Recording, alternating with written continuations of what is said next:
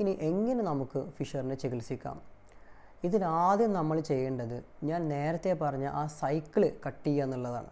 അതായത് കോൺസ്റ്റിപ്പേഷൻ ഉണ്ടാകുന്നു, മുറിവുണ്ടാകുന്നു, വേദന ഉണ്ടാകുന്നു. വേദന പേടിച്ചിട്ട് നമ്മൾ ബാത്റൂം പോവാതെ ടോയ്ലറ്റിൽ പോവാതെ മലം പിടിച്ചു വെക്കുന്നു. അത് വീണ്ടും കോൺസ്റ്റിപ്പേഷൻ ഉണ്ടാകുന്നു, അത് വീണ്ടും മുറിവുണ്ടാകുന്നു. ഈ സൈക്കിൾ നമ്മൾ അറസ്റ്റ് ചെയ്യണം.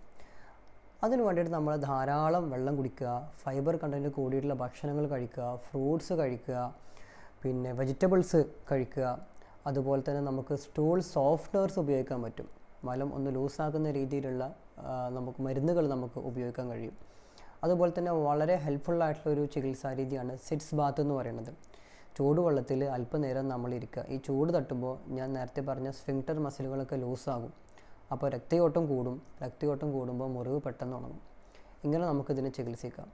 അതുപോലെ തന്നെ ഈ സ്ഫിങ്ക്ടർ മസിലിനെ റിലാക്സ് ചെയ്യിപ്പിക്കുന്ന രീതിയിലുള്ള ഓയിൻമെൻറ്റുകൾ, നൈട്രോഗ്ലിസറിൻ എന്ന് പറയപ്പെടുന്ന ഓയിൻമെൻറ്റ്, നിഫിഡിപ്പിൻ എന്ന് പറയുന്ന ഓയിൻമെൻറ്റ്, അതുപോലെ തന്നെ ഡിൽറ്റയാസം എന്നൊക്കെ പറയുന്ന ക്രീമുകളുണ്ട്. ഇത് പുരട്ടുമ്പോൾ ഈ സ്ഫിങ്ക്ടർ മസിൽ റിലാക്സ് ആവുകയും അത് കാരണം രക്തയോട്ടം അങ്ങോട്ട് കൂടുകയും അങ്ങനെ മുറിവ് ഉണങ്ങുകയും ചെയ്യും. അപ്പോൾ ഇങ്ങനെയൊക്കെയാണ് ഇതിന് ട്രീറ്റ്മെൻറ്റ് വരുന്നത്.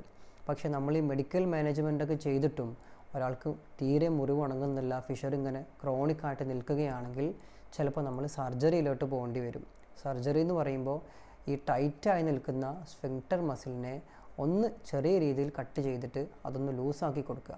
അങ്ങനെ ലൂസാക്കി കൊടുക്കുമ്പോൾ രക്തയോട്ടം വീണ്ടും വരികയും അത് കാരണം ഫിഷർ പെട്ടെന്ന് ഉണങ്ങുകയും ചെയ്യും. അതുപോലെ തന്നെ ചില സമയങ്ങളിൽ ബോട്ടോക്സിൻ്റെ ഇഞ്ചക്ഷനും വെക്കാറുണ്ട്.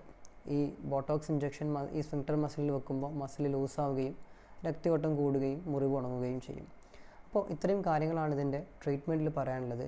അപ്പോൾ ഫിഷറായാലും ഫിസ്റ്റുല ആയാലും അതുപോലെ തന്നെ ഹിമറോയിഡ്സ്, പൈൽസ് ആയാലും എല്ലാം ജീവിതശൈലി രോഗങ്ങളാണ്.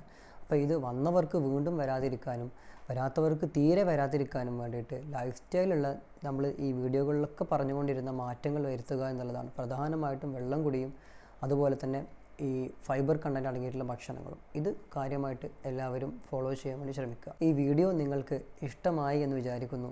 വീഡിയോ ഉപകാരപ്രദമായിട്ട് തോന്നുകയാണെങ്കിൽ മറ്റുള്ളവരുടെ അറിവിലേക്കായിട്ട് ഷെയർ ചെയ്യുക, ചാനൽ ലൈക്ക് ചെയ്യുക, സബ്സ്ക്രൈബ് ചെയ്യുക. Thank you for watching.